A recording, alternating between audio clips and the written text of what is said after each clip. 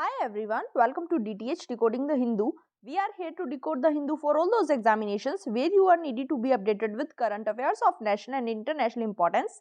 Today's lecture is going to be very important, so please watch the video till last without skipping. And if you think that my efforts are worth appreciating, then please do like the video, subscribe my channel and share the video with your friends as well. So let's get started. आज है 10th फरवरी. सबसे पहले एक previous year question देखेंगे. Previous year की help से आपको ये पता चल जाएगा कि जो भी हम न्यूज़ एनालिसिस करते हैं उसको एग्जामिनेशन में क्वेश्चन की फॉर्म में किस टाइप से पूछा जा सकता है. और आप जो भी न्यूज़ पढ़ रहे हैं या फिर कोई भी टॉपिक पढ़ रहे हैं उस पर क्वेश्चंस की प्रैक्टिस करना बहुत ज़्यादा इंपॉर्टेंट होता है, क्योंकि तभी आप समझ पाते हैं कि आप उस टॉपिक को कितनी बेटर वे से समझ पाए हैं. तो किसी भी टॉपिक की अंडरस्टैंडिंग अगर आपको जाननी है कितनी हुई है तो उसके ऊपर क्वेश्चंस जरूर अटेम्प्ट करें. आज का जो क्वेश्चन है वो आपको आता है तो आप कमेंट बॉक्स में आंसर ज़रूर लिखें, और नहीं आता है तो आज के लेक्चर के बाद आप इस क्वेश्चन का आंसर इजीली दे पाएंगे. तो क्वेश्चन क्या है? Consider the following statements. First, the quantity of imported edible oils is more than the domestic production of edible oils in the last 5 years. Second, the government does not impose any customs duty on all the imported edible oils as a special case. Which of the statements given above is are correct? A, 1 only, B, 2 only, C, both 1 and 2, D, neither 1 nor 2. Question का answer आप जरूर करेंगे comment box में. नहीं आता है तो lecture को देखने के बाद आप आंसर जरूर कमेंट बॉक्स में लिखेंगे. अब एक क्योट देख लेते हैं जो हमें अपने मेंस आंसर राइटिंग में हेल्पफुल होने वाली है.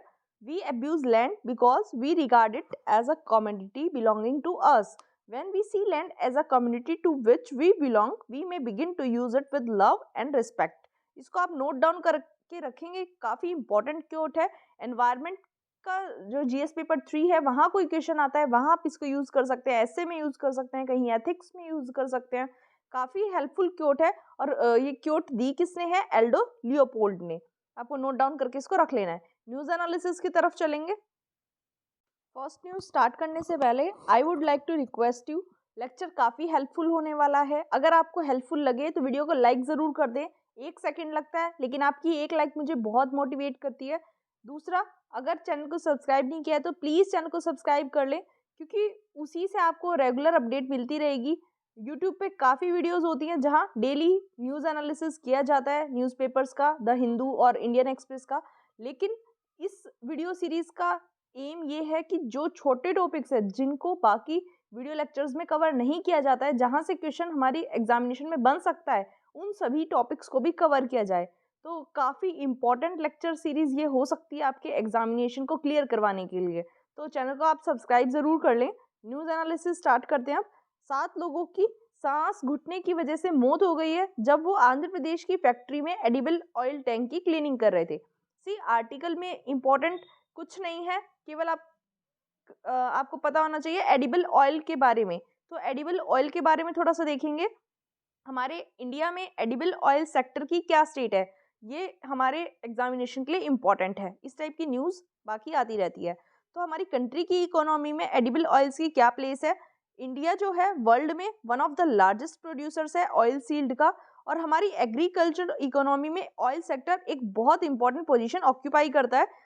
एक एस्टिमेटेड प्रोडक्शन की बात करें तो ईयर 2020 से 21 के बीच में 36.56 metric ton 9 cultivated oil seeds का प्रोडक्शन हमारे यहाँ किया गया था, और ये डाटा दिया गया था मिनिस्ट्री ऑफ एग्रीकल्चर के द्वारा.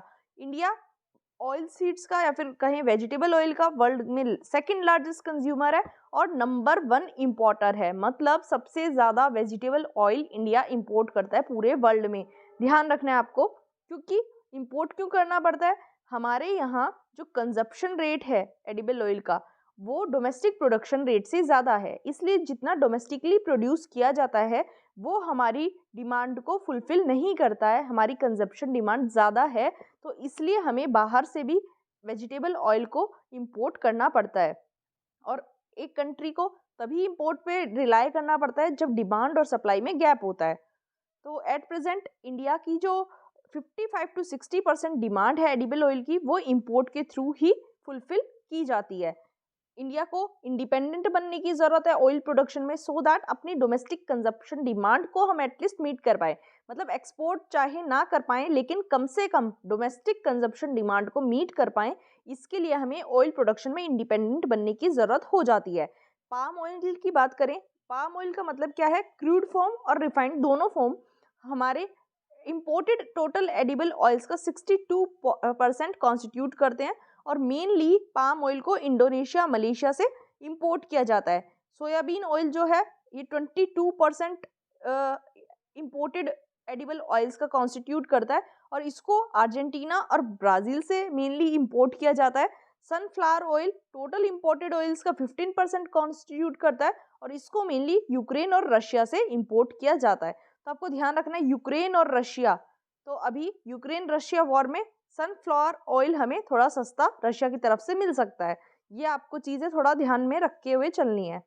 Type of oils commonly used in India, कौन कौन से ऑयल हमारे यहाँ यूज मेनली किए जाते हैं? इंडिया में ग्राउंडनट, मस्टर्ड, रेपसीड, सीसम, सेफ्लॉर, लिंकसीड, नीगर सीड, कास्टर, ये सभी mainly traditionally cultivated oil seeds हैं जो सबसे ज़्यादा यूज़ किए जाते हैं। सोयाबीन और सनफ्लावर की अभी रिसेंट ईयर्स में इम्पोर्टेंस कुछ ज़्यादा बढ़ गई है और प्लांटेशन क्रॉप्स में कोकोनट की इम्पोर्टेंस भी काफ़ी ज़्यादा बढ़ गई है। नॉन कन्वेंशनल ऑयल्स की बात करें तो उसमें rice bran oil, cotton seed oil जो है वो सबसे ज़्यादा इंपॉर्टेंट हो जाते हैं। एडिबल ऑयल्स पे हमारी एक्सपोर्ट इंपोर्ट पॉलिसी क्या होती है? इंपोर्ट जो होते हैं एडिबल ऑयल्स के वो ओपन जनरल लाइसेंस के अंडर किए जाते हैं। मतलब फार्मर्स के इंटरेस्ट को, प्रोसेसर्स के इंटरेस्ट को और कंज्यूमर्स के इंटरेस्ट को हार्मोनाइज करने के लिए गवर्नमेंट अपनी एडिबल ऑयल्स का जो ड्यूटी स्ट्रक्चर है, क्या कस्टम ड्यूटीज वगैरह लग रही हैं एडिबल ऑयल्स पे, उनको टाइम टू टाइम रिव्यू करती रहती है। और गवर्नमेंट ने कुछ इनिशिएटिव्स भी लिए हैं इसके रिगार्डिंग। गवर्नमेंट ने एक national mission on edible oil, palm oil launch किया था। ये एक सेंट्रली स्पॉन्सर्ड स्कीम थी। सेंट्रली स्पॉन्सर्ड स्कीम क्या होती है? सेंट्रली स्पॉन्सर्ड स्कीम वो होती है जहां सेंटर और स्टेट्स जो है वो एक्सपेंस को या फंड को बांट लेते हैं। सेंट्रली सेक्टर स्कीम में पूरा का पूरा खर्चा सेंटर उठाती है, लेकिन सेंट्रली स्पॉन्सर्ड स्कीम्स में सेंटर और स्टेट के बीच वो खर्चा बांट दिया जाता है। मेनली 50-50 रेशियो में, कई बार 60-40 भी हो सकता है ये रेशियो। तो मैंने आपको बताया सेंट्रल और स्टेट गवर्नमेंट दोनों साथ में मिलकर इसको इम्प्लीमेंट करेंगी और स्पेशल फोकस दिया जाएगा हमारे नॉर्थ ईस्ट रीजन पे और अंडमान एंड निकोबार आइलैंड्स पे। और ये कहा जा रहा है कि इस मिशन की वजह से 25-26 तक पाम ऑयल हमारे यहाँ एडिशनली 6.5 लाख हेक्टेयर ज़्यादा प्रोड्यूस होना स्टार्ट हो जाएगा। और हमें अपना डाटा मैनेजमेंट सिस्टम इम्प्रूव करना है, सिस्टमाइज करना है वेजिटेबल ऑयल सेक्टर का। तो जो directorate of sugar and vegetable oil से department of food and public distribution के अंडर उन्होंने एक वेब बेस्ड प्लेटफॉर्म तैयार किया है ऑनलाइन सबमिशन के लिए। वेजिटेबल ऑयल के जो भी प्रोड्यूसर हैं वो मंथली बेसिस पे इस पे अपने इनपुट डाल पाएंगे। मतलब क्या किया गया है, जो भी वेजिटेबल ऑयल के प्रोड्यूसर्स हैं उनके लिए एक वेब बेस्ड प्लेटफॉर्म तैयार किया गया है avigoils.nic.in। तो उस पे ये अपना मंथली प्रोडक्शन का डाटा सबमिट करेंगे हर मंथ। ये पोर्टल ऑनलाइन रजिस्ट्रेशन की विंडो भी प्रोवाइड करवाता है और जो मंथली प्रोडक्शन रिटर्न्स है उनका सबमिशन भी ये प्रोवाइड करवाएगा। आई होप आपको समझ आया होगा। इम्पॉर्टेंट था इसमें, न्यूज़ इम्पॉर्टेंट नहीं थी, लेकिन यही चीज़ें होती हैं जो हमारे लिए एग्जामिनेशन पॉइंट ऑफ व्यू से इम्पॉर्टेंट हो जाती हैं। यहीं से क्वेश्चन आता है और क्या होता है कि हम इन बारीक चीज़ों पे ध्यान नहीं दे पाते और इन्हीं बारीक चीज़ों को कवर करना इस लेक्चर सीरीज का मोटो है। नेक्स्ट आर्टिकल पे चलेंगे। नेक्स्ट आर्टिकल क्या है हमारे पास? Small satellite launch vehicle D2 SSLV D2 lift off करेगा श्रीहरिकोटा से आज। तो इसमें 3 सैटेलाइट्स को इंजेक्ट किया गया है। इसरो की EOS-07, US बेस्ड एंटेरिस की जेनुस 1 और चेन्नई बेस्ड स्पेस की आज़ादी सेट 2। ये 3 सैटेलाइट्स इसमें इंजेक्ट की जाएंगी लॉन्च व्हीकल में, स्मॉल सैटेलाइट लॉन्च व्हीकल में। तो हम 2-3 चीज़ों के बारे में पढ़ेंगे, SSLV के बारे में पढ़ेंगे और ये तीनों सैटेलाइट्स के बारे में भी थोड़ा थोड़ा हम पढ़ेंगे। सबसे पहले हम ये देख लेते हैं कि लॉन्च व्हीकल होता क्या है। लॉन्चर्स या फिर लॉन्च व्हीकल जो होता है वो स्पेस क्राफ्ट को स्पेस में लेके जाने के लिए यूज़ किया जाता है। मतलब ये स्पेस क्राफ्ट को कैरी करता है और स्पेस तक लेके जाता है। इंडिया में 2 ऑपरेशनल लॉन्चर्स हैं। कौन कौन से हैं? एक तो PSLV और दूसरा GSLV। PSLV polar satellite launch vehicle, GSLV जियो सिंक्रोनस सैटेलाइट लॉन्च व्हीकल। जो विक्रम साराभाई स्पेस सेंटर है तिरुवनंतपुरम में, वो ही इन लॉन्च व्हीकल्स की डिजाइनिंग और डेवलपमेंट के लिए पूरी तरह रिस्पॉन्सिबल है। सतीश धवन स्पेस सेंटर जो है वो हमारे इंडिया का स्पेस पोर्ट है और यहाँ इन लॉन्चर्स का इंटीग्रेशन किया जाता है। मतलब बनाया वहाँ जाएगा, डिजाइन और डेवलप तो वहाँ किया जाएगा, लेकिन सतीश धवन स्पेस सेंटर में इंटीग्रेशन इनका किया जाएगा। इसमें 2 ऑपरेशनल लॉन्च पैड्स भी हैं जहाँ GSLV और PSLV की फ्लाइट्स यहाँ से टेक प्लेस करती हैं, टेक ऑफ यहाँ से ही करती हैं। उसके लिए लॉन्च पैड्स भी यहाँ प्रेजेंट है। अब SSLV D2 के बारे में पढ़ेंगे।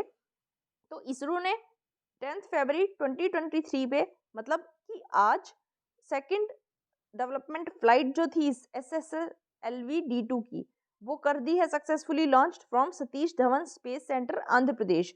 लॉन्च पैड इसका 34 मीटर टॉल था और ये SSLV D2 इसका वेट था 120 टन। इसने अपनी फर्स्ट लॉन्च पैड से अपनी उड़ान भर ली है।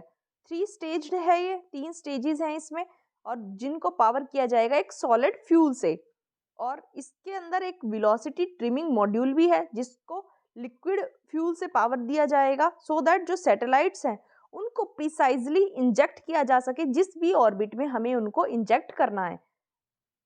सक्सेसफुल फ्लाइट ये SSLV D2 की रही थी और इसने अपने डेस्टाइन्ड प्लेनर ऑर्बिट में सैटेलाइट्स को प्लेस कर दिया था। अब ये जो तीनों सैटेलाइट्स जा रही हैं, EOS-07 जेनुस और आज़ादी सैट 2, तो इन तीनों के बारे में भी थोड़ा थोड़ा देखेंगे। सबसे पहले EOS-07 जो है, इसका वेट है 156.3 kg और ये सैटेलाइट डिज़ाइन, डेवलप और रियलाइज्ड करवाई गई है इसरो के द्वारा। इसमें new experiments including wave, humidity साउंडर और स्पेक्ट्रम मॉनिटरिंग पेलोड लगाया जाएगा। ये जो जेनुस 1 है, ये इसका वेट है 10.2 kg और ये US के एंटारिस की सैटेलाइट है। जेनुस 1 एक टेक्नोलॉजी डेमोन्स्ट्रेटर है, स्मार्ट सैटेलाइट मिशन है, एंटारिस सॉफ्टवेयर प्लेटफॉर्म के बेस पे है।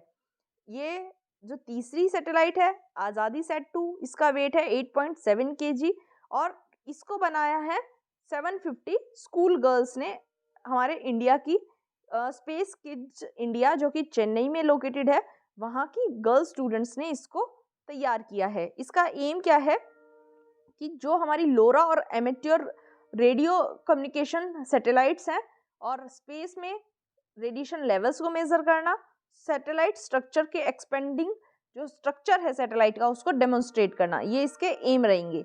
यूजेस क्या हो जाएंगे इनके? ये EOS-07 है, इसका काम क्या है? अर्थ के ऑब्जर्वेशन के लिए इसको यूज किया जाएगा। जेनुस 1 जो है, इसको सेंड किया एंटारिस ने।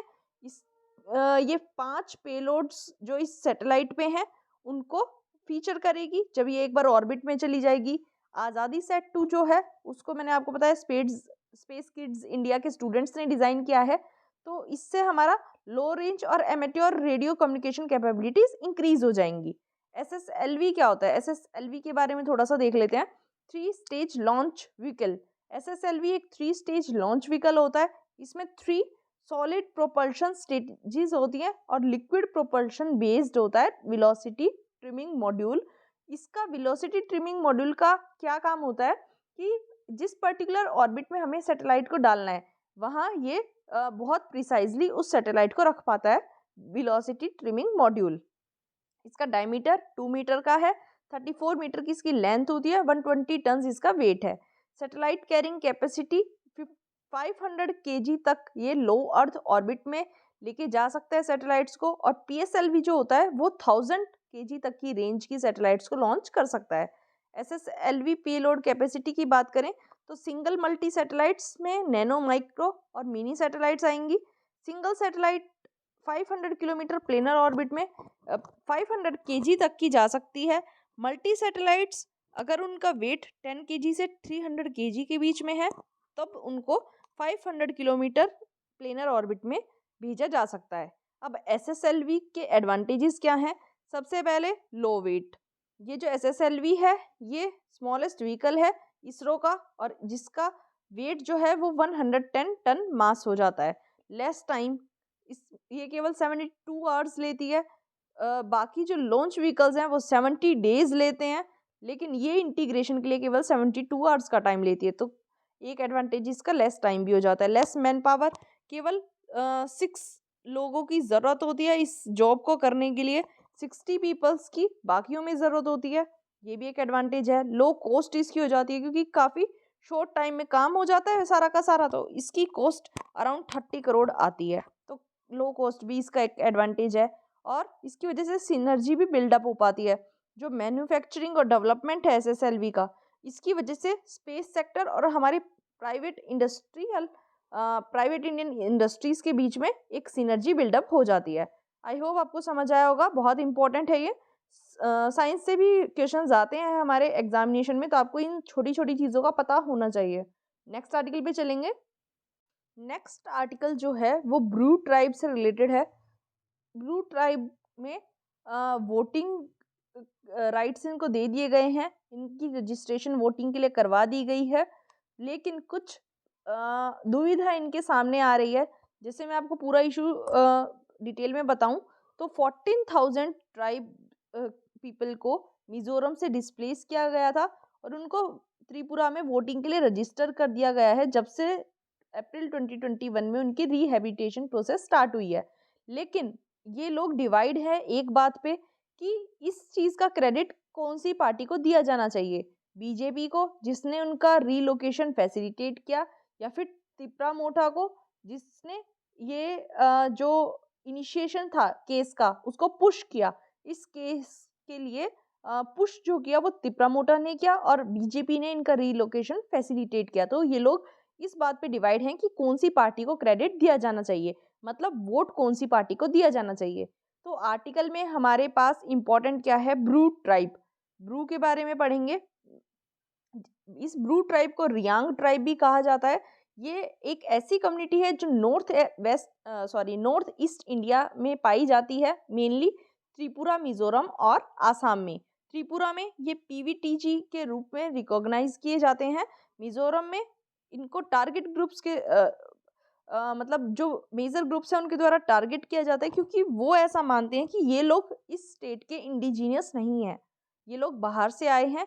तो मिजोरम के जो ग्रुप्स हैं वो इनको टारगेट करते हैं। 1997 में एथनिक क्लैशेस हुए थे, उसकी वजह से 37,000 ब्रूज जो हैं वो मामित, खोलासिब और लुंगलेई डिस्ट्रिक्ट जो है मिजोरम के, वहाँ से भाग गए थे और त्रिपुरा के रिलीफ कैंप्स में जाके रहने लग गए थे। उसके बाद 5,000 लोग तो वापस मिजोरम में आ गए, जो फेजेस चलाए गए रिपार्टीशन के उनके अंदर, लेकिन जो 32,000 लोग थे वो अभी तक भी नॉर्थ त्रिपुरा के 6 रिलीफ कैंप्स में रह रहे थे। जून 2018 में ब्रू कैंप के कम्युनिटी लीडर सामने आए, उन्होंने सेंटर के साथ एक एग्रीमेंट साइन किया, और दोनों स्टेट गवर्नमेंट्स, कौन कौन सी स्टेट गवर्नमेंट, मिजोरम और त्रिपुरा, उन्होंने मिजोरम में इनके रिपाट्रिएशन के लिए फैसिलिटीज़ प्रोवाइड करवाने की बात की। लेकिन जो मेनली कैंप के रेजिडेंट्स हैं उन्होंने इस एग्रीमेंट की टर्म्स को मानने से मना कर दिया।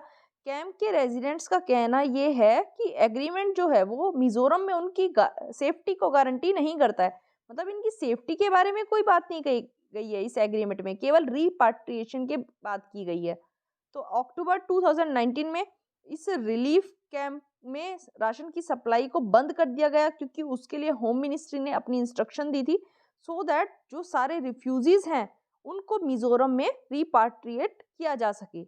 सिविल सोसाइटी आउटफिट्स ने ये एलिगेशन लगाया था इस वजह से कि 6 रिफ्यूजीज मर गए भूखमरी की वजह से, स्टारवेशन की वजह से, क्योंकि वहाँ फूड सप्लाई नहीं कराया गया। अब नया एग्रीमेंट प्रपोज किया गया है, वो क्या है, 2018 के एग्रीमेंट में ब्रू ट्राइबल्स जो थे उन्हें मिजोरम में सेटल होना था, लेकिन नए एग्रीमेंट के अकॉर्डिंग इन्हें अब त्रिपुरा में ही सेटल होना है। तो स्टेक होल्डर्स हैं इस इशू में, वो सेंटर से एक 600 करोड़ का पैकेज एक्सपेक्ट कर रहे हैं, जिसमें क्या होगा, हर ब्रू फैमिली उसको एग्रीकल्चर लैंड दी जाएगी प्लस 2500 स्क्वायर फीट के प्लॉट, हर महीने 5,000 रुपीज़ का स्टिपेंड दिया जाएगा, और हर फैमिली को अगले 2 सालों के लिए फ्री राशन भी प्रोवाइड करवाया जाएगा। ब्रू ट्राइबल्स का नाम त्रिपुरा की वोटर लिस्ट में इंक्लूड किया जाएगा। तो ये सभी चीज़ें कर दी गई हैं। अब वोटिंग राइट इनके पास फाइनली आ गए हैं त्रिपुरा में, लेकिन ये लोग डिवाइड किस बात पे हो गए हैं कि क्रेडिट किसको जाना चाहिए, बीजेपी को या तिपरा मोठा को। आई होप आपको समझ आया होगा। इंपॉर्टेंट है, ट्राइब्स के बारे में आपको पता होना चाहिए। ट्राइब से काफ़ी क्वेश्चंस आते हैं एग्जाम में। नेक्स्ट आर्टिकल पे चलेंगे। अभी हम बात कर रहे थे त्रिपुरा के इलेक्शंस की, तो त्रिपुरा के इलेक्शन से ही रिलेटेड हमारी अगली न्यूज़ है कि बीजेपी का जो संकल्प पत्र है त्रिपुरा इलेक्शन के लिए, उसमें फ्रीबीज डोमिनेट कर रही हैं। देखो, हमें पॉलिटिक्स में नहीं जाना है, हमें अपने एग्ज़ाम को ध्यान में रखते हुए ही न्यूज़ को पढ़ना है। तो न्यूज़ में इस आर्टिकल में हमारे लिए इम्पॉर्टेंट है फ्रीबीज। फ्रीबीज के बारे में हम पढ़ेंगे कि फ्रीबीज क्या होती हैं, कैसे ये कैसे अच्छा बुरा इम्पैक्ट इनका पड़ता है। तो पॉलिटिकल पार्टीज़ हैं जो हमारे इंडिया की, वो इंडियन वोटर्स को ल्योर करने की कोशिश करती हैं कुछ गुडीज़ प्रोवाइड करवा के, जिनको फ्रीबीज कहा जाता है। ये ट्रेंड जो है वो अभी रिसेंट टाइम्स में ज़्यादा पॉपुलर हो गया है, जब पॉलिटिकल पार्टीज़ ने अपनी ऑफरिंग्स को, जैसे कि ट्रेडिशनल फ्री वाटर और इलेक्ट्रिसिटी जो थे पहली ट्रेडिशनल फैसिलिटीज़ या ऑफरिंग, अब वो इलेक्शन गुडीज़ के लिए सफिशिएंट नहीं हो रही हैं। तो पॉलिटिकल पार्टीज़ ने नए नए तरीके इसके लिए निकाले हैं, जिनको फ्रीबीज बोला जा रहा है। पॉलिटिकल डायलॉग जो है फ्रीबीज के मतलब पॉलिटिकल डायलॉग जो होता है फ्रीबीज से रिलेटेड, उसकी वजह से क्या होता है, हमारा जो फ्री एंड फेयर इलेक्शंस का मोटो है वो उसकी जड़ें पूरी तरह हिल जाती हैं। मतलब फ्रीबीज का कॉन्सेप्ट ही ऐसा है कि हमारी फ्री और फेयर इलेक्शंस की जड़ों को पूरा हिला देता है। और ये जो अनवायबल प्री इलेक्शन प्रोमिसेस किए जाते हैं पॉलिटिकल पार्टीज के द्वारा, वो वोटर्स को काफ़ी एडवर्सली अफेक्ट करते हैं। उनकी डिसीजन मेकिंग पावर, इनकी डिसीजन मेकिंग इससे चेंज हो जाती है। और ये डिज़ाइन, एग्जीक्यूशन और अकाउंटेबिलिटी जो होती है फ्री ब्री कल्चर की, इसकी हमें इसमें जो गैप्स हैं हमें उसको फिलअप करने पे ध्यान देने की बहुत ज़्यादा ज़रूरत हो जाती है। तो फ्रीबीज की क्या पॉजिटिव साइड है इंडिया में? सबसे पहले foundation for welfare schemes. Freebies में केवल और केवल अनवाइबल प्री इलेक्शन प्रोमिसेस ही नहीं होते, बल्कि कई ऐसी सर्विसेज भी होती हैं जिससे गवर्नमेंट जो है वो कॉन्स्टिट्यूशनल ऑब्लिगेशंस को पूरा करती है। जो डीपीएसपी कहते हैं कि गवर्नमेंट को करना चाहिए, वो सर्विसेज भी कई बार गवर्नमेंट जो है वो प्रोवाइड करवाने की बात अपने इलेक्शन एजेंडा में कहती है, जैसे कि PDS, public distribution system, free Covid vaccine, या फिर मनरेगा जो मिड डे मील स्कीम है, जिसको 1957 में तमिलनाडु के चीफ मिनिस्टर के द्वारा सबसे पहले लॉन्च किया गया था।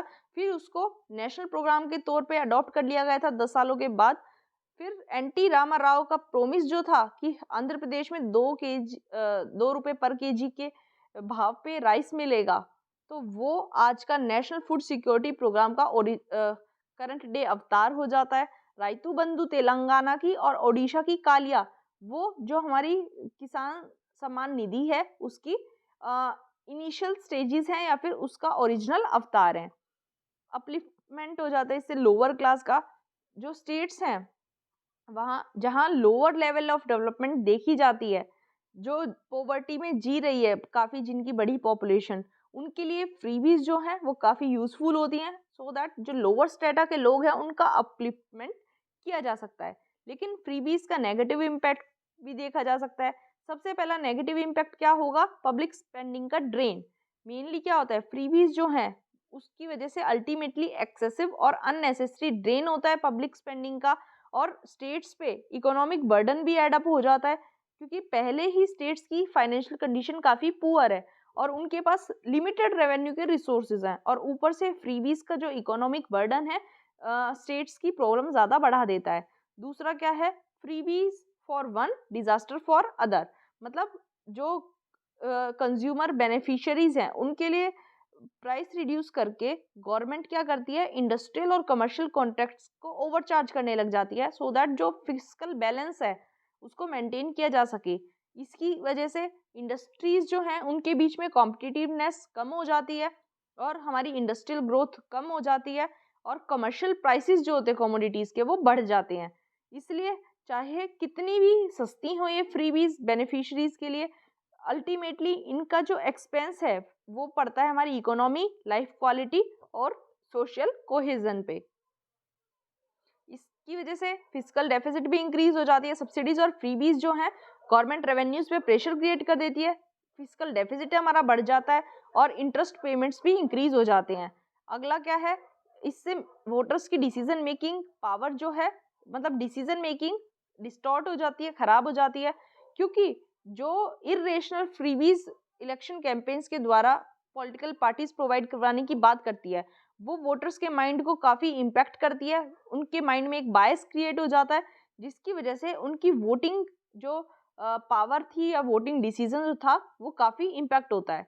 टेम्परेरी नेचर, सबसे मेन इसका जो नेगेटिव पॉइंट है फ्रीबीज का वो यही है कि ये यूनिवर्सल नहीं होती। ये कुछ दिनों तक प्रोवाइड करवाई जा सकती है, जब तक जो पार्टी है वो पावर में नहीं आती, या फिर पार्टी पावर में आ जाती है उसके कुछ दिनों बाद तक। लेकिन इनका नेचर जो होता है वो टेम्परेरी होता है। प्राइवेट गुड्स बेस्ड फ्रीबीज, जिसकी वजह से कोई social benefit, tangible social benefit नहीं निकलता है, उनके ऊपर फ्रीबीज प्रोवाइड करवाना भी गलत है। जैसे कि फ्री डिस्ट्रीब्यूशन ऑफ इलेक्ट्रिसिटी, इसकी वजह से कोई कलेक्टिव सोशल बेनिफिट नहीं मिलता है और ये एक प्राइवेट गुड के तौर पे मतलब इसको रखा जाता है। आई होप आपको फ्रीबीज वाला इशू पूरा समझ आया होगा। यहाँ से आई थिंक प्रीलिम्स में क्वेश्चन बनने की पॉसिबिलिटी कम हो जाती है, लेकिन मेंस के लिए काफ़ी इंपॉर्टेंट टॉपिक है। नेक्स्ट आर्टिकल पे चलेंगे। नेक्स्ट आर्टिकल हमारे पास क्या है, India will never abandon the people of Afghanistan. किसने कहा है ये? हमारे एनएसए अजीत डोभाल जी ने मॉस्को मीट में। तो हम ये बोल दिया है कि इंडिया अफगानिस्तान की पीपल को कभी अबंडन नहीं करेगा। तो आर्टिकल में इंपॉर्टेंट है हमारे लिए NSA, national security adviser, important post है। क्या है इसके बारे में देखेंगे, क्वेश्चन पूरा पूरा फंस सकता है यहाँ से भी। ये नेशनल सिक्योरिटी काउंसिल के सीनियर ऑफिशियल होते हैं, नेशनल सिक्योरिटी एडवाइजर, और प्राइम मिनिस्टर ऑफ इंडिया को नेशनल सिक्योरिटी पॉलिसी या इंटरनेशनल अफेयर्स पे एडवाइस करने वाले भी चीफ एडवाइजर एनएसए ही होते हैं। और करंटली अजीत डोभाल जी हमारे करंट एनएसए हैं और इनकी जो रैंक है वो एक यूनियन कैबिनेट मिनिस्टर जितनी ही है।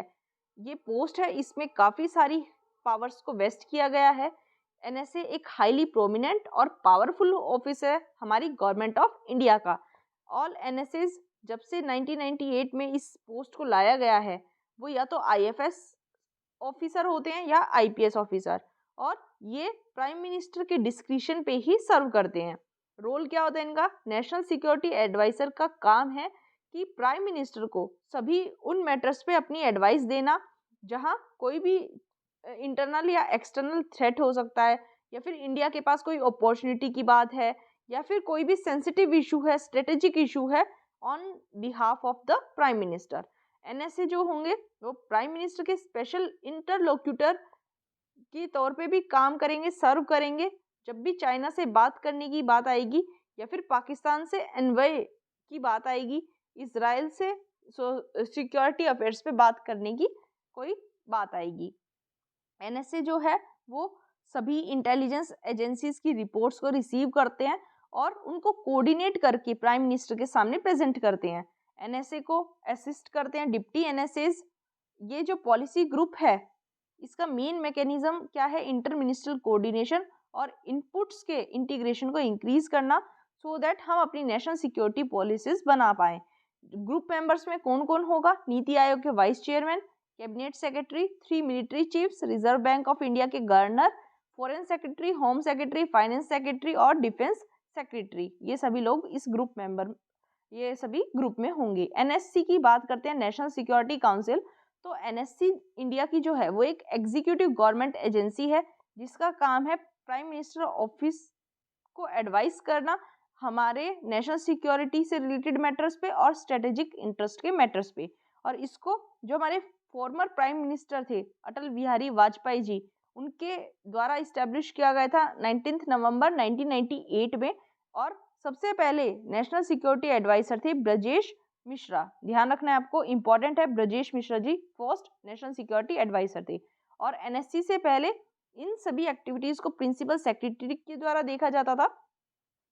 मेंबर्स कौन कौन होंगे? नेशनल सिक्योरिटी एडवाइजर के अलावा डिप्टी नेशनल सिक्योरिटी एडवाइजर होंगे, ministry of defence, external affairs, home, finance of government of India, और वाइस चेयरमैन होंगे नीति आयोग के। ये सभी एनएससी के मेंबर्स होंगे। प्राइम मिनिस्टर जो होंगे वो इस मीटिंग के चेयरमैन होंगे एनएससी की मीटिंग के। जो अदर मेंबर्स हो सकते हैं उनको मंथली मीटिंग्स के लिए इनवाइट किया जा सकता है जब भी ज़रूरत होगी। ऑर्गेनाइजेशनल स्ट्रक्चर की बात करें तो एनएससी जो है वो एपेक्स बॉडी है 3 टीयर्ड स्ट्रक्चर की, नेशनल सिक्योरिटी मैनेजमेंट सिस्टम की जब भी बात आती है। 3 टीयर्स जो हैं वो कौन कौन से हैं? Strategy policy group, national security advisory board और एक सेक्रेटेरिएट जिसको जॉइंट इंटेलिजेंस कमेटी के द्वारा बनाया जाता है। आई होप आपको समझ आया होगा। इंपॉर्टेंट है एनएसए और एनएससी के बारे में। नेक्स्ट आर्टिकल पे चलेंगे। नेक्स्ट आर्टिकल हमारे पास क्या है? सुप्रीम कोर्ट के कॉलेजियम ने 5 नए chief justice for high court की रिकमेंडेशन दी है। तो कॉलेजियम के बारे में पढ़ेंगे और ये हाई कोर्ट या सुप्रीम कोर्ट में अपॉइंटमेंट कैसे किया जाता है उनके बारे में पढ़ेंगे। इंपॉर्टेंट है कॉलेजियम सिस्टम क्या होता है और ये इवॉल्व कैसे हुआ। ये एक ऐसा सिस्टम है जहाँ जजिस का अपॉइंटमेंट और ट्रांसफ़र तय किया जाता है कि कैसे किया जाएगा। और सबसे इम्पॉर्टेंट बात क्या है कि ना ही ये किसी पार्लियामेंट के एक्ट के द्वारा लाया गया है, ना ही इसके लिए कॉन्स्टिट्यूशन में कोई प्रोविज़न है। ये टाइम के साथ इवॉल्व हुआ है सुप्रीम कोर्ट की जजमेंट्स के थ्रू। कैसे इवॉल्व हुआ है देखते हैं। फर्स्ट जजिस केस हुआ था 1981 में। उसमें ये कहा गया था कि चीफ जस्टिस ऑफ इंडिया जो है हमारे कंट्री के, उनकी जुडिशियल अपॉइंटमेंट्स में जो भी रेकमेंडेशन होंगी या फिर ट्रांसफ़र में जो भी रेकमेंडेशन होंगी उनको रिफ्यूज़ किया जाता है बेस्ड ऑन कोजेंट रीजंस। मतलब इनका डिसीजन फाइनल नहीं होगा। और इस एक रूलिंग की वजह से जुडिशरी मैटर्स में, जुडिशियल अपॉइंटमेंट्स में एग्जीक्यूटिव आगे आ गया और 12 साल तक एग्जीक्यूटिव को प्राइमेसी मिल गई इन जुडिशियल अपॉइंटमेंट्स। फिर आया सेकंड जजेस केस 1993 में। इस सिस्टम सुप्रीम कोर्ट ने यहाँ कॉलेजियम सिस्टम को इंट्रोड्यूस किया और ये बोल दिया कि कंसल्टेशन का मतलब होता है कंकरेंस। मतलब कंसल्टेशन का मतलब नहीं है कि केवल आप ओपिनियन सुन लेंगे और डिफरेंट डिसीजन देंगे। कंसल्टेशन का मतलब है कि आपको उनकी बात माननी पड़ेगी। और इसमें ये कहा गया कि सीजेआई का इंडिविजुअल ओपिनियन मैटर नहीं करेगा, इंस्टीट्यूशनल ओपिनियन होना चाहिए। और वो कैसे लिया जाएगा? सुप्रीम कोर्ट के 2 अदर सीनियर मोस्ट जजेस जो होंगे उनके साथ मिलकर सीजेआई डिस्कशन करके फिर ओपिनियन तैयार करेगी। फिर आया थर्ड जजेस केस 1998 में। इसमें यह कहा गया कि सुप्रीम कोर्ट जब प्रेसिडेंट की रेफरेंस ली जाती है अंडर आर्टिकल 143, तो वहाँ कॉलेजियम को एक 5 मेंबर बॉडी के तौर पे एक्सपेंड कर दिया गया जिसमें सीजेआई होंगे और इनके 4 सीनियर मोस्ट कोलिग्स होंगे। अब कॉलेजियम सिस्टम को हेड कौन करेगा? सुप्रीम कोर्ट के कॉलेजियम को हेड करते हैं चीफ जस्टिस ऑफ इंडिया और इसमें इनके साथ इनके 4 सीनियर मोस्ट कोलिग्स होते हैं। मतलब 4 मोस्ट सीनियर जजेस होंगे उस कोर्ट के। हाई कोर्ट का जो कॉलेजियम होगा वहाँ कि चीफ जस्टिस उसको हेड करेंगे और उनके साथ होंगे 2 अदर सीनियर मोस्ट जजेस। ये ध्यान रखना है आपको कि सुप्रीम कोर्ट के कॉलेजियम में 4 होते हैं अदर जजेस और हाई कोर्ट के कॉलेजियम में 2 सीनियर मोस्ट जजेस होते हैं साथ में। जो जजेस होंगे हायर जुडिशरी के उनको केवल और केवल कॉलेजियम सिस्टम के द्वारा ही अपॉइंट किया जाएगा और गवर्नमेंट का रोल बाद में आता है जब कॉलेजियम नाम डिसाइड कर चुका होता है। अब जुडिशियल अपॉइंटमेंट्स का प्रोसीजर क्या रहता है? सबसे पहले सीजीआई की बात करेंगे तो प्रेसिडेंट अपॉइंट करते हैं सीजीआई को भी और बाकी सुप्रीम कोर्ट जजेस को भी। और सीजीआई की बात जहां तक है तो जो आउटगोइंग सीजीआई है वो ही अगले अपने सक्सेसर का नाम रेकमेंड करते हैं। प्रैक्टिस की बात करें तो मेनली ये सीनियरिटी के बेसिस पे चूज किए जाते थे, लेकिन 1970s से इस प्रथा को थोड़ा सा ओवर रूल या फिर सुपर सेशन इसका किया जा रहा है। सुप्रीम कोर्ट जजेस की बात करें तो इनको अपॉइंट करने के लिए जो प्रपोजल इनिशिएट किया जाता है वो चीफ जस्टिस ऑफ इंडिया के द्वारा किया जाता है। चीफ जस्टिस ऑफ इंडिया बाकी कॉलेजियम मेंबर से कंसल्ट करते हैं और जिस हाई कोर्ट के जज को सुप्रीम कोर्ट का जज बनाना चाहते हैं वहाँ के सीनियर मोस्ट जज को भी ये लोग कंसल्ट करेंगे। फिर कंसल्टीज जो भी अपना ओपिनियन होगा उसको राइटिंग में रिकॉर्ड करेंगे और उस सभी राइटिंग्स को एक फाइल के फॉर्म में रखा जाएगा। कॉलेजियम लॉ मिनिस्टर के पास रेकमेंडेशन सेंड करेंगे, फिर बाद में ये लॉ मिनिस्टर प्राइम मिनिस्टर को सेंड करेंगे, फिर प्राइम मिनिस्टर प्रेसिडेंट को एडवाइस करेंगे। Chief justice of high courts को अपॉइंट कैसे किया जाएगा? जो chief justice of high court है उनको सबसे पहले ये पॉलिसी है कि जो भी चीफ जस्टिस लाया जाएगा हाई कोर्ट में वो उस पर्टिकुलर स्टेट के नहीं होने चाहिए, उन स्टेट्स के आउटसाइड रिस्पेक्टिव स्टेट से वो होने चाहिए। और हाई कोर्ट जजेस की रिकमेंडेशन भी कॉलेजियम देगा, जिसमें सीजेआई और 2 सीनियर मोस्ट जजेस होंगे। ये जो प्रपोजल है ये आउटगोइंग चीफ जस्टिस जो होंगे हाई कोर्ट के वही देंगे अपने 2 सीनियर मोस्ट कुलीग के साथ मिलके, और फिर इस रिकमेंडेशन को चीफ मिनिस्टर के पास सेंड किया जाएगा जो गवर्नर को एडवाइस करेंगे, फिर फाइनली यूनियन लॉ मिनिस्टर के पास इसको भेजा जाएगा। अब इश्यूज क्या आते हैं कॉलेजियम सिस्टम से रिलेटेड? एग्जीक्यूटिव का एक्सक्लूजन। देखो, मैंने आपको बताया जुडिशियल अपॉइंटमेंट प्रोसेस में गवर्नमेंट का रोल बाद में आता है, तो जैसे एग्जीक्यूटिव को कंप्लीटली एक्सक्लूड कर दिया गया इस जुडिशियल अपॉइंटमेंट प्रोसेस से, तो वहाँ ये जो पूरी जजेस के अपॉइंटमेंट की प्रोसेस है सीक्रेसी में की जाती है, और इसी वजह से ये किसी एडमिनिस्ट्रेटिव बॉडी के लिए अकाउंटेबल नहीं होते, और कई बार राइट कैंडिडेट को छोड़ के रॉन्ग चॉइस भी कर ली जाती है।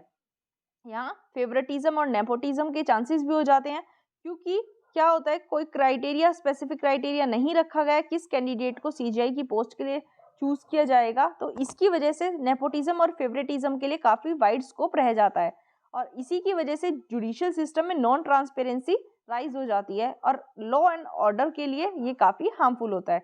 ये principle of check and balances के भी अगेंस्ट है, क्योंकि क्या होता है हमारे इंडिया के जो तीनों ऑर्गन्स है लेजिस्लेचर, एग्जीक्यूटिव और जुडिशरी, ये वैसे तो इंडिपेंडेंटली काम करते हैं लेकिन एक दूसरे पे चेक एंड बैलेंस रखते हैं, और कोई भी ऑर्गन अपनी पावर्स का एक्सेसिव यूज ना करे उसके ऊपर कंट्रोल रखते हैं। लेकिन ये जो कॉलेजियम सिस्टम है ये जुडिशरी को अपॉइंटमेंट्स में इमेंस पावर दे देता है, और चेक्स एंड बैलेंसेस का जो स्कोप है वो काफ़ी कम बचता है। क्लोज डोर मैकेनिज्म ये हो जाता है, क्योंकि कोई भी ऑफिशियल सेक्रेटेरिएट इसमें इन्वॉल्व नहीं किया जाता, पब्लिक को नॉलेज नहीं होती कि कॉलेजियम जो है कब और कैसे मिल रहा है, कहाँ मिल रहा है, और ये डिसीजन कैसे लिया जा रहा है, और कॉलेजियम प्रोसीडिंग्स की कोई ऑफिशियल मैन्यूट्स भी नहीं होती है। यहाँ अनइक्वल रिप्रेजेंटेशन भी देखा जाता है। हायर जुडिशरी में वीमेन का परसेंटेज काफ़ी कम है, और वीमेन काफ़ी अनरिप्रेजेंटेड है हायर जुडिशरी में। तो ये सभी क्या कह सकते हैं इश्यूज हैं कॉलेजियम सिस्टम के, जिनके ऊपर ध्यान देने की ज़रूरत है। आई होप आपको समझ आया होगा। नेक्स्ट आर्टिकल पे चलेंगे। नेक्स्ट आर्टिकल हमारे पास रिलेटेड है जो अडानी ग्रुप इशू चल रहा है उससे। कांग्रेस ने कहा है कि क्या सेबी को प्रेशराइज किया गया था कि वो अडानी ग्रुप पे इजी गोइंग रखे। तो हमें आर्टिकल में ज़्यादा जो भी पॉलिटिक्स की बातें हैं उनमें नहीं जाना है। मैं अगेन कहूँगी केवल एग्जामिनेशन के लिए जो इम्पोर्टेंट है उसी पे फोकस करना है। तो एग्जामिनेशन के लिए इम्पोर्टेंट है सेबी। सेबी के बारे में पढ़ेंगे कि सेबी क्या है, क्या इसका काम होता है। सेबी एक स्टैट्यूटरी बॉडी है जिसको अप्रैल 12, 1992 में securities and exchange board of India act 1992 के प्रोविजंस के अंडर इस्टेब्लिश किया गया था। और इसके बेसिक फंक्शंस क्या है कि जो भी सिक्योरिटीज में इन्वेस्टर इन्वेस्ट कर रहे हैं उनके इंटरेस्ट को प्रोटेक्ट करना और हमारी सिक्योरिटी मार्केट को प्रमोट और रेगुलेट करना।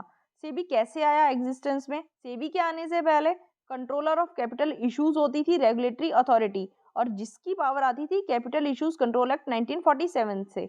लेकिन अप्रैल 1988 में सेबी को कॉन्स्टिट्यूट किया गया था as the regulator of capital markets, और ये गवर्नमेंट ऑफ इंडिया ने एक रेजोल्यूशन के थ्रू किया था। और इनिशियली स्टैट्यूटरी ये सेबी एक नॉन स्टैट्यूटरी बॉडी थी जिसके पास कोई भी स्टैट्यूटरी पावर नहीं थी। लेकिन 1992 में सेबी एक्ट लाके इसको ऑटोनोमस भी बनाया गया और इसको स्टैट्यूटरी पावर भी प्रोवाइड करवा दी गई। सेबी के हेडक्वार्टर मुंबई में है, आपको ध्यान रखना है, न्यू दिल्ली में नहीं है। यहाँ कंफ्यूज आपको नहीं होना है। रीजनल ऑफिस इसके अहमदाबाद, कोलकाता, चेन्नई और दिल्ली में देखने को आपको मिल जाएंगे। स्ट्रक्चर क्या है सेबी का? सेबी में एक चेयरमैन होंगे और कुछ होल टाइम और कुछ पार्ट टाइम मेंबर्स होंगे। सेबी वेरियस कमिटीज अपॉइंट करता है जब भी किसी इशू को देखने की जरूरत होती है। इसमें एक सिक्योरिटीज एपिलिएट ट्रिब्यूनल भी होता है जिसको जो भी एंटिटीज सेबी के डिसीजन से खुश नहीं है तो वो वहाँ अपने इशू को रख सकती हैं सिक्योरिटी एपिलिएट ट्रिब्यूनल के सामने। सिक्योरिटी एपिलिएट ट्रिब्यूनल में एक प्रिसाइडिंग ऑफिसर होंगे और 2 अदर मेंबर्स भी होंगे, और इसकी पावर एक सिविल कोर्ट जितनी ही होगी। अगर कोई पर्सन सेट के डिसीजन से भी खुश नहीं है तो वो सुप्रीम कोर्ट में भी अपील कर सकता है। सेबी के पावर और फंक्शन क्या क्या है? सेबी एक क्वासी लेजिस्लेटिव और क्वासी जुडिशियल बॉडी है जो कि रेगुलेशंस को ड्राफ्ट कर सकती है, इंक्वायरी करवा सकती है, रूलिंग पास कर सकती है और पेनल्टीज भी लगा सकती है। ये 3 कैटेगरीज के अंडर फंक्शन करती है। इशूअर्स के लिए ये एक मार्केट प्लेस प्रोवाइड करवाती है सो दैट इशूअर्स अपने फाइनेंस को इंक्रीज कर पाएं। इन्वेस्टर के लिए सेफली और प्रिसाइज और एक्यूरेट इंफॉर्मेशन प्रोवाइड करवाती है। इंटरमीडियरीज के लिए एक कॉम्पिटिटिव प्रोफेशनल मार्केट इनेबल करवाती है। ये सिक्योरिटी लॉज अमेंडमेंट एक्ट 2014 वाले की वजह से सेबी जो है वो मनी पूलिंग स्कीम को रेगुलेट कर सकती है जिसकी वर्थ 100 करोड़ या उससे ज़्यादा हो, और अगर कोई इन लॉज को नॉन कंप्लाई करता हुआ पाया जाता है तो उस केस में उनके एसेट्स को अटैच भी कर सकती है। सेबी के जो चेयरमैन है उनके पास सर्च एंड सीजर ऑपरेशंस करने की अथॉरिटी भी है, मतलब कहीं भी सर्चिंग भी करवा सकते हैं और किसी प्रॉपर्टी को जब्त भी वो करवा सकते हैं। सेबी बोर्ड जो है वो टेलीफोन कॉल रिकॉर्ड्स या फिर किसी भी पर्सन का कोई भी सिक्योरिटी ट्रांजैक्शन जो है उसके रिगार्डिंग इंफॉर्मेशन मांग सकता है, निकलवा सकता है। और सेबी रजिस्ट्रेशन और रेगुलेशन का काम करता है वेंचर कैपिटल फंड्स में, और जो भी कलेक्टिव इन्वेस्टमेंट स्कीम्स है म्यूचुअल फंड्स की उनको भी ये रेगुलेट करने का काम करता है। ये सेल्फ रेगुलेटरी ऑर्गेनाइजेशंस को प्रमोट और रेगुलेट करता है और कोई भी फ्रॉड और अनफेयर ट्रेड प्रैक्टिसेस को जो भी सिक्योरिटी मार्केट से रिलेटेड है उसको प्रोहिबिट करता है। इसके साथ कुछ इश्यूज भी एसोसिएटेड है। क्या इश्यूज हो सकते हैं सेबी से रिलेटेड? सेबी रिसेंट ईयर्स में काफ़ी ज़्यादा कॉम्प्लेक्स हो गया है और कैपिटल मार्केट रेगुलेटर जो है हमारा वो क्रॉस रोड्स पे है, मतलब एक कंफ्यूजिंग स्टेट पे है। इसमें मार्केट रेगुलेशन पे काफ़ी एक्सेसिव फोकस किया जाता है और इसके प्रूडेंशियल रेगुलेशन पे कम जोर दिया जाता है। सेबी की स्टैट्यूटरी एनफोर्समेंट पावर्स जो हैं वो यूएस और यूके में ज़्यादा हैं और हमारे यहाँ इसकी पावर्स इतनी नहीं देखी जाती हैं। इम्पोज कर सकती है ये सीरियस रिस्ट्रेंट्स को इकोनॉमिक एक्टिविटी पे, लेकिन ये केवल सस्पिशन पे काम करेगी और बाकी जो बर्डन है प्रूविंग का वो दूसरे के ऊपर, मतलब सामने वाली पार्टी के ऊपर डाल दिया जाता है, जैसे कि प्रिवेंटिव डिटेंशन में किया जाता है।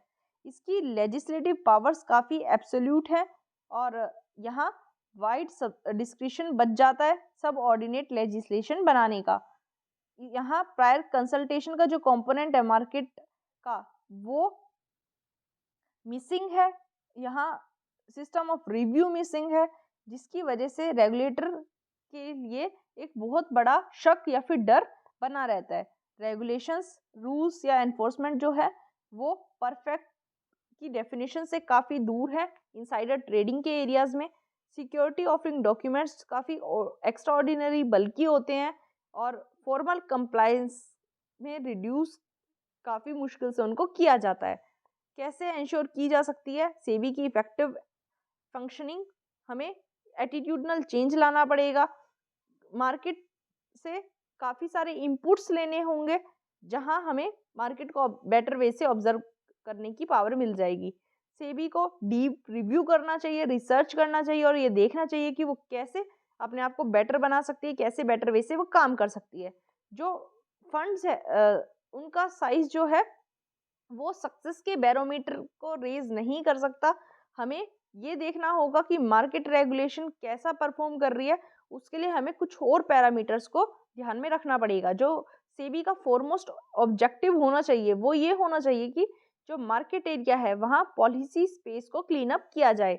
सेबी को ह्यूमन रिसोर्सेज पे स्पेशल अटेंशन देना चाहिए और ऑर्गेनाइजेशंस के अंदर के मैटर जो हैं उनको भी काफ़ी सीरियसली लेना चाहिए। इसको बेस्ट टैलेंट की एंट्री को, लेटरल एंट्री को एनकरेज करना चाहिए। जो इसके सीनियर एम्प्लॉयज़ हैं, फॉरवर्ड मार्केट कमीशन जब सेबी के अंदर अलाइन हुआ, मर्ज हुआ, उसको एक ओपन एरिया के तौर पे रखना था जहां सभी साथ में मिलके काम कर पाएं। एनफोर्समेंट को स्ट्रेंथन करने की ज़रूरत है, मॉनिटरिंग को कॉन्टिन्यूसली करने की ज़रूरत है, मार्केट इंटेलिजेंस को इम्प्रूव करने की ज़रूरत है, जिसके लिए हमें एक रिच टैलेंट पूल चाहिए जो ये सब काम कर पाए। इंडिया की फाइनेंशियल मार्केट्स अभी भी सेगमेंटेड है, बिखरी हुई हैं और एक रेगुलेटर दूसरे को ब्लेम कर देता है फेलियर के लिए। इस कॉन्टेक्स्ट में हमें एक यूनिफाइड फाइनेंशियल रेगुलेटर की ज़रूरत है जो सभी को साथ में जोड़ के रख सके और बाउंड्रीज को एक्सक्लूड कर सके। आई होप आपको समझ आया होगा सेबी के बारे में, काफ़ी इंपॉर्टेंट था ये। नेक्स्ट आर्टिकल पे चलते हैं। नेक्स्ट आर्टिकल हमारा आज का लास्ट आर्टिकल है, काफ़ी इंपॉर्टेंट है। बुलेट ट्रेन प्रोजेक्ट टनल जो है वो मैंग्रोव से बाईपास करेगा, जिसकी वजह से 10,000 करोड़ की कॉस्ट बढ़ जाएगी इस प्रोजेक्ट की। तो ये बात हो रही है मुंबई की।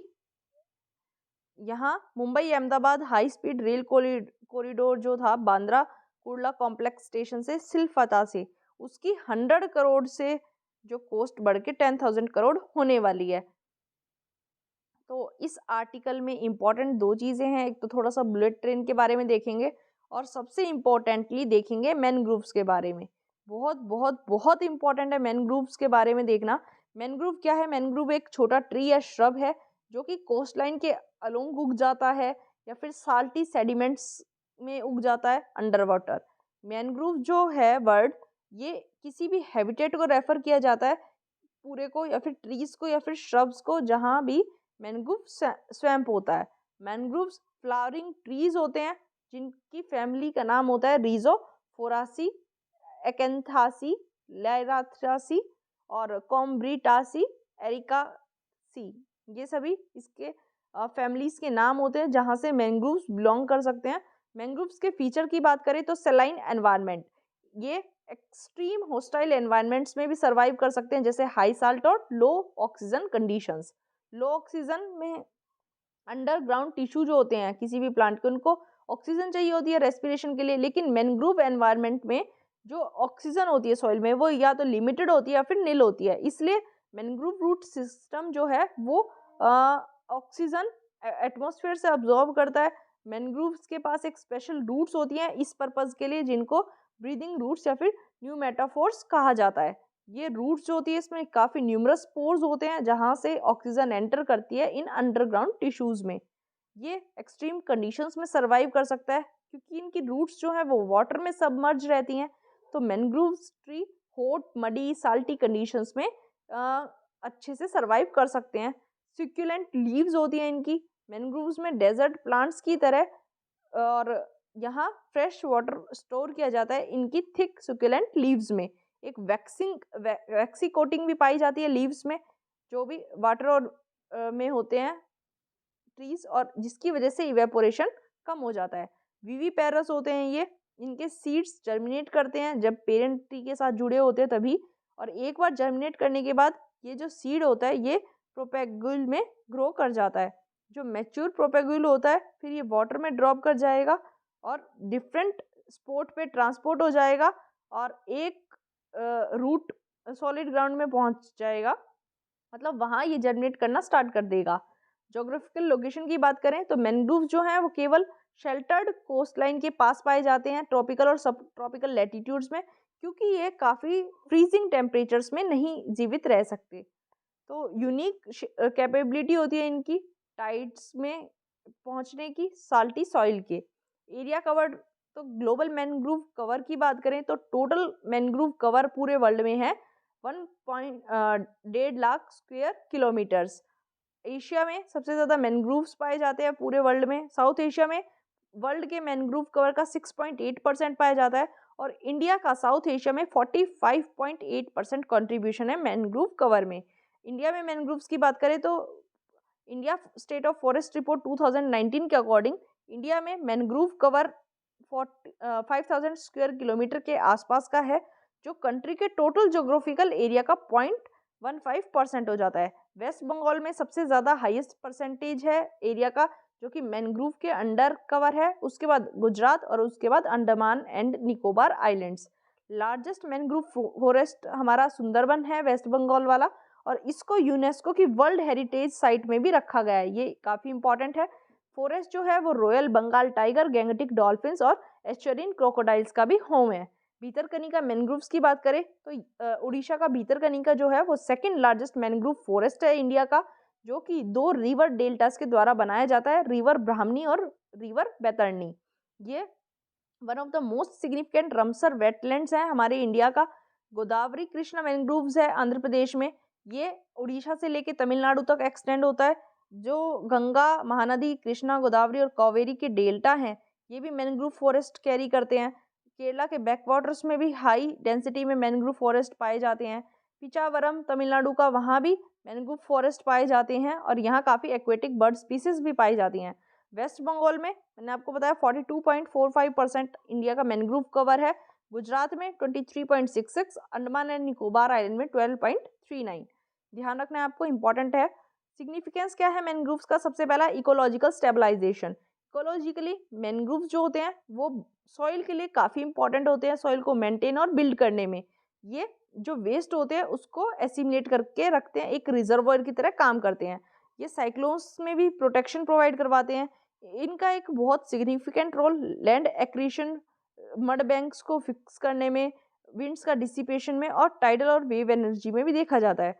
मैनग्रोव्स और टाइड्स की बात करें तो जो इनकी रूट्स होती हैं उसकी वजह से टाइड्स को हैंडल करने में काफ़ी आसानी हो जाती है। जो मैनग्रोव्स हैं वो दिन में 2 बार एटलीस्ट फ्लडेड हो जाते हैं। कोस्टल एरियाज को स्टेबलाइज करके रखते हैं, इरोजन को कम करते हैं स्टॉर्म सर्जिस से, वेव से, करंट से और टाइड से। वाटर प्यूरिफाई करते हैं, ये वाटर क्वालिटी को इम्प्रूव करते हैं, न्यूट्रिएंट्स को एब्जॉर्ब कर लेते हैं रन ऑफ से, जो कि एल्गल ब्लूम्स कर सकते हैं हार्मफुल, उनको ये सभी को न्यूट्रिएंट्स को एब्जॉर्ब कर लेते हैं। Coral reefs, sea grass beds जो हैं उन ये सभी मैनग्रोव फॉरेस्ट की ही वाटर प्योरीफाइंग एबिलिटी पे डिपेंड करते हैं, क्योंकि मैनग्रोव फॉरेस्ट ही वाटर को क्लीन, क्लियर और हेल्दी रखते हैं। ब्लू कार्बन को भी स्टोर कर लेते हैं ये। मैनग्रोव जो हैं वो लेस देन 2% मैराइन एनवायरनमेंट को में कॉन्स्टिट्यूट करते हैं, लेकिन टोटल कार्बन ब्यूरल 10 to 15% ये कर सकते हैं, मतलब 10 to 15% कार्बन को ये एब्जॉर्ब कर लेते हैं। एक बार इनकी लीव्स जो हैं वो ओल्ड हो जाती हैं तो डाई हो जाती हैं, सी फ्लोर में गिर जाती हैं, तो उसके बाद ये जो स्टोर्ड कार्बन है ये सॉइल में बरी हो जाती है। इस बरी कार्बन को ब्लू कार्बन कहा जाता है, क्योंकि ये अंडर वाटर स्टोर हो जाती है कोस्टल इकोसिस्टम्स में, मैनग्रोव फॉरेस्ट की तरह, सी बेड ग्रासेस और साल्ट मैर्शीज में। ये बायोडाइवर्सिटी को भी सपोर्ट करते हैं। मैनग्रोव इकोसिस्टम एक बहुत बड़ी डाइवर्सिटी को सपोर्ट करता है क्रिएचर्स की, जिसमें कुछ ऐसी स्पीशीज हैं जो केवल और केवल मैनग्रोव फॉरेस्ट में ही पाई जाती हैं और काफ़ी वाइल्ड लाइफ को भी हैबिटेट प्रोवाइड करवाते हैं। Birds, fish, inter invertebrates, mammals और प्लांट्स को। कुछ थ्रेट्स हैं जो मैनग्रोव के सामने होते हैं, कौन कौन से? कोस्टल एरियाज का commercialisation, aquaculture, coastal development, rice and palm oil farming, industrial activities, इनकी वजह से ये जो साल्ट टॉलरेंट ट्रीज है मैनग्रोव्स, इनको रिप्लेस किया जा रहा है और ये जिस इकोसिस्टम को सपोर्ट करते हैं उसको भी रिप्लेस किया जा रहा है। यूनेस्को के according mangroves 3 to 5 times faster rate पे डिसअपियर होते जा रहे हैं। टोटल ग्लोबल फॉरेस्ट कवर इनका कम होता जा रहा है इंफ्रास्ट्रक्चर डेवलपमेंट के लिए, अर्बनाइजेशन के लिए और एग्रीकल्चर लैंड कन्वर्जेशन के लिए। मैनग्रोव कवरेज जो है उसका एरिया पिछले 40 सालों में हाफ हो गया है और लेस देन 1% ट्रॉपिकल फॉरेस्ट अब मैनग्रोव्स रह गए हैं। श्रिम्प फार्म्स से भी खतरा है इनको। जो श्रिम्प फार्म्स अब एमर्ज हुए हैं उसकी वजह से 35% मैनग्रोव फॉरेस्ट का लॉस हुआ है और श्रिम्प फार्मिंग इंक्रीजिंग एपेटाइट के लिए रिस्पॉन्सिबल है यूएस, यूरोप, जापान और चाइना में। टेम्परेचर रिलेटेड इश्यूज भी इनके सामने हैं, इनके लिए खतरा है। एक 10 डिग्री का फ्लक्चुएशन आ गया है बहुत छोटे टाइम में, इसकी वजह से ये प्लांट डैमेज हो रहा है, इसको स्ट्रेस है। फ्रीजिंग टेम्परेचर्स अगर कहीं है तो कुछ ही घंटों में मैनग्रोव स्पीसीज को पूरी तरह ख़त्म कर सकते हैं। सॉइल रिलेटेड इश्यूज, क्योंकि सॉइल में ऑक्सीजन की काफ़ी ज़्यादा कमी होती जा रही है, तो ये भी एक बहुत बड़ा चैलेंज है। एक्सेसिव ह्यूमन इंटरवेंशन, पिछले सालों में सी लेवल में जो चेंजेस आए हैं उसकी वजह से मैनग्रोव्स जो हैं वो इनलैंड मूव करते जा रहे हैं, लेकिन ह्यूमन डेवलपमेंट की वजह से वहाँ भी इनके लिए काफ़ी ज़्यादा चैलेंजेस सामने होते हैं। एक लिमिट है कि मैनग्रोव फॉरेस्ट को कितना माइग्रेट किया जा सकता है, वो लिमिट भी अब ख़त्म होती जा रही है और मैनग्रोव जो हैं वो काफ़ी फ्रिक्वेंटली ऑयल स्पिल्स को भी सफ़र करते हैं, मतलब पानी में ऑयल डाल दिया जाता है या गिर जाता है तो वो भी इनके लिए एक बहुत बड़ा चैलेंज आ जाता है। कंजर्वेशन की बात करें तो यूनेस्को की डेजिग्नेटेड साइट्स हैं, ये बायोस्फीयर रिजर्व्स में मैनग्रोव्स को इंक्लूड करना, यूनेस्को ग्लोबल जियो पार्क्स, ये सभी हमारी मैनग्रोव इकोसिस्टम की नॉलेज मैनेजमेंट और कंजर्वेशन को इम्प्रूव करने के लिए लाया जा रहा है। International society for mangrove ecosystem ISME, ये एक NGO है जिसको 1990 में इस्टेब्लिश किया गया था मैनग्रोव्स की स्टडी को प्रमोट करने के लिए, इनके कंजर्वेशन के लिए, मैनेजमेंट के लिए और इनके सस्टेनेबल यूटिलाइजेशन के लिए। ब्लू कार्बन इनिशिएटिव लाया गया था। इंटरनेशनल ब्लू कार्बन इनिशिएटिव का फोकस था कि क्लाइमेट चेंज को मिटिगेट करना और मैनग्रोव का कोस्टल और मैराइन इकोसिस्टम का कंजर्वेशन और रिस्टोरेशन करना। इसको कंजर्वेशन इंटरनेशनल, IUCN और IOC, यूनेस्को, ये सभी कोऑर्डिनेट कर रहे थे। International day for the conservation of marine ecosystem, UNESCO 26 जुलाई को इसको सेलिब्रेट करता है मैनग्रोव इकोसिस्टम से रिलेटेड अवेयरनेस को रेज करने के लिए और इनके सस्टेनेबल मैनेजमेंट और कंजर्वेशन के लिए। Mangroves for the future initiative, ये IUCN और UNDP का एक यूनिक इनिशिएटिव है जिसको कोस्टल इकोसिस्टम में इन्वेस्टमेंट प्रमोट करने के लिए लाया गया था और इसका नाम रखा गया था मैनग्रोव्स फॉर द फ्यूचर।